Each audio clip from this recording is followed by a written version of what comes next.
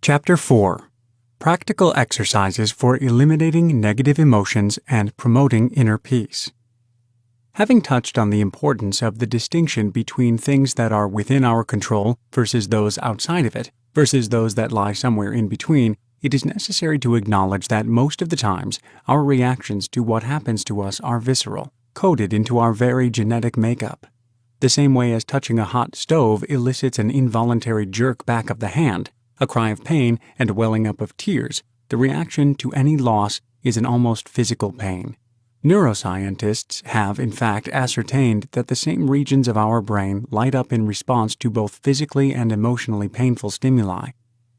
It makes a lot of biological sense exactly why we should have this sort of reaction encoded in us. Human beings are no different than the rest of our animal cousins. We are the product of a long process of evolution by natural selection, the same as any other. According to this extremely powerful and many times vindicated scientific theory, creatures that are better adapted and able to survive go on to reproduce and propagate their genes. Since creatures that are motivated to acquire and hold on to resources are more likely to survive, it is no wonder that a negative punitive reaction should arise to be associated with loss. Similarly with the loss of loved ones. In tribal times, in and during the eons when the pack was the unit of cohesion, they were very likely to be related to the individual and so hold similar genes. We fortunately have a capacity that sets us apart from other animals and frees us from the mere vagaries of our mammalian heritage, and that is the faculty of reason. Through reason, we are able to quell fear and the primal instincts that drive it. Stoicism drives us to develop and use that capacity for reason, as well as continually sharpen and exercise it. Following are two techniques that Stoics have used from the very beginning. Both Epictetus and Marcus Aurelius teach variations of them, to remove the fear of negative things happening, lessen the instinctive reflective bite of negative emotion that accompanies them when they do occur, and increasing the reserve of inner peace and satisfaction at the life, possessions, and circumstances we already have. Negative visualization. The first exercise that will be discussed is that of negative visualization. Just as they advise the creation and chasing down of goals as a primary objective in life, most success coaches preach the practice of visualization of oneself having attained those goals in order to create a drive to attain them. The harm this does to the mind through externalizing happiness onto things outside one's control and creating a possibility for disappointment when things do not go according to plan can be derived from what has already been discussed. But to add on top of this, that many of them have another rationale based on the pseudoscientific, unproven belief in the law of attraction. That holding the images of the things they want in their minds attracts or causes the universe to bring them to the believer. It is not the habit of a rational being to lay one's faith in such nebulous concepts. The Stoics, as far back as Chrysippus, employed a method completely the opposite of this approach. Rather than holding images of things that we desire in our minds, we should take time to imagine that we have lost something that we already possess. Imagine losing everything and being destitute, that those we love and who love us in turn have left us or have died, or that we have lost the use of a limb or one of our senses. Without a doubt, many of us find ourselves thinking about such things in dark and lonesome moments, and those thoughts fill us with anxiety and dread. Through repetition of accessing these thoughts, in a controlled and objective manner, we become inured to the negative emotions that rise from them. As well as removing anxiety, negative visualization also steels us should we experience in reality the loss we have spent time visualizing. Since everything outside of us is outside our direct sphere of control, we should never spend our time worrying about it, and always be ready for the eventuality that we will at some point lose it. Negative visualization helps us to build that readiness. Another more positive practical effect is that when we consider how our lives would be without those things we already have, we appreciate them all the more. Negative visualization, therefore, builds our mental state from two angles, removing fear and other negative emotions from one side and increasing our appreciation and contentment from the other. Yet another belief to be gained from negative visualization is a greater sense of perspective, engendered by the detachment necessary for its practice. Thanks to this, we are able to dispassionately weigh what we possess and much more objectively discern what is most important to us. Invariably, we find that many of the fripperies we trouble ourselves with, particularly the luxuries we have, are mere gilding on the flower that is our lives, and that the more basic, simpler pleasures, such as the company of our friends and loved ones, and the boundless freedom given by our minds, are by far the most precious. Negative visualization is something to be done occasionally. The objective is not to dwell continuously on potential misfortunes, or to live one's life in a pall of doom and gloom. Once the period, a short amount of time no more than a few minutes at a time, has passed, we can continue with our lives as they are, reaping the benefits it has imparted to us. Voluntary discomfort.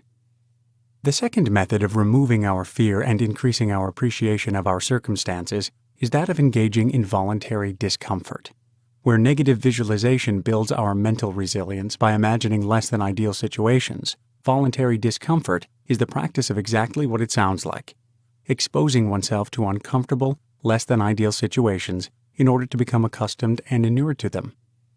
There are a lot of luxuries, especially in today's modern world, that we take for granted. Our homes are heated in the winter and air-conditioned in the summer, allowing us to enjoy a near constant external environment. We possess amazing technology that allows us to communicate with nearly anyone anywhere on the planet and gives us access to more entertainment at the click of a finger than we could possibly consume in 1,000 lifetimes. Our clothing, our shelters, our modes of transportation, all are optimized to give us the maximum of comfort and ease. They've become a part of the tableau of our lives, things we have grown to accommodate and no longer recognize as the amazing innovations that they are. There are also far simpler conveniences that we take for granted. In the developed world today, even the poorest of us have access to 3 meals a day, something that would have been reserved for kings in the past. No matter your financial situation, as long as you are reading this book, you are more fortunate than the vast majority of human beings that have ever lived and even that are alive today. And you too could stand to gain a better appreciation of that through practicing voluntary discomfort. In order to do so, pick anything that makes your life easier or more enjoyable in some way, and choose to go without it for a little while. Through doing so, you will gain a greater appreciation of it, and also gain a measure of resilience should it at any time and for any reason become unavailable to you. Taking the examples given above, making a habit of leaving the air conditioning off on occasion on a hot summer day, not for a long time and not very often, just enough to get a feel of what it's like were you not to have it at all. Not only will you gain a much greater appreciation of the benefit of cool temperatures throughout, but should there perhaps be a power outage, as can sometimes happen during particularly strong heat waves when the load on the power grid rises beyond its capacity due to everyone having their air conditioning on, you will find you do not even have to exert much mental effort in balancing your emotions. You've experienced unadjusted heat several times before and have grown used to it. The same goes for unplugging your electronic devices for a while and enduring the silence and loneliness they are designed to banish, or for taking the bus or walking somewhere instead of driving. Even back in the days of the ancient Stoics, long before the technological revolutions that brought us these conveniences, they would shed the few comforts that they had to build their resilience. Comforts that even we could stand to learn to live without. Running barefoot, going out in the cold without warm clothing, and fasting for a period of a day or so are age-old methods of voluntary discomfort we can practice ourselves, the better to appreciate our shoes, our clothes, and the meals we eat every day. Voluntary discomfort sounds awfully close to masochism to some people, but rest assured, it could not be farther from it. Like negative visualization, the point is to do it for short stretches at a time, not to continually deny oneself or to revel in the act of deprivation. Some may also bring up the objection that voluntary discomfort is too difficult or unpleasant, that some people have a naturally higher threshold for discomfort which the average person does not possess. But in the same way as it is possible to become used to pleasurable inputs, we can grow our resilience to pain. If voluntary discomfort seems disagreeable to you, start small. Engage in only mildly unpleasant deprivation for a short amount of time. As time goes on, you will find yourself able to withstand greater discomfort for longer lengths of time. The benefits of voluntary discomfort go beyond just the mental. The self-discipline and resilience it builds are applicable in almost every sphere of one's life. Enduring one form of discomfort very easily transfers itself over to others, and Stoics who practice it find their willpower in general to be greatly increased. You will be better equipped to endure and push through whatever comes your way, to put in that extra hour of work or few minutes of exercise, to refrain from eating the delicious but unhealthy foods you need to avoid in order to maintain your health, and will be much better equipped to attain your external goals.